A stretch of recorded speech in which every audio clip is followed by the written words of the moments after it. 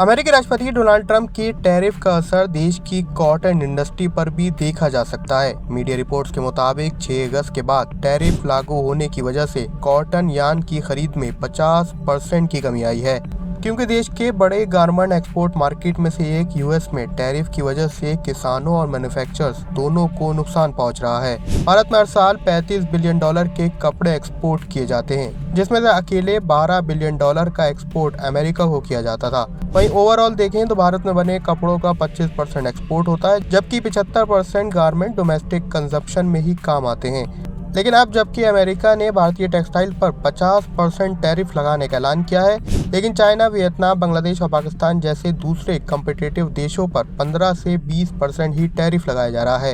यानी कि सीधे तौर पर बांग्लादेश और वियतनाम के प्रोडक्ट अब इन एक्सपोर्टर्स को सस्ते पड़ेंगे और भारत की competitive advantage in terms of US काफ़ी कम रह जाएगी। वहीं इसी नुकसान से बचने के लिए सरकार ने 19 अगस्त से लेकर 30 सितंबर तक कॉटन पर इम्पोर्ट ड्यूटी को भी हटा दिया है, जिससे कम से कम डोमेस्टिक कंजम्पशन और दूसरे देशों को जो एक्सपोर्ट हो रहा है उसमें कमी नहीं आएगी। इसका सीधा मतलब है कि भारतीय एक्सपोर्टर्स को घाटा नहीं होगा।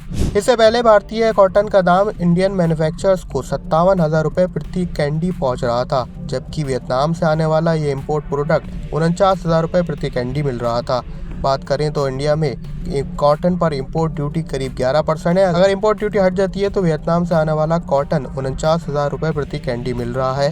इसका मतलब है कि भारतीय मैन्युफैक्चरर्स को कम्पिटिटिव एडवांटेज रहेगी और उनकी लागत कम रहेगी। सरकार के इस नए फैसले पर आपकी क्या राय है, हमें कमेंट सेक्शन में जरूर बताएं। फाइनेंस और शेयर मार्केट की दूसरी सभी खबरों के लिए पैसा लाइव को लाइक और सब्सक्राइब जरूर करें।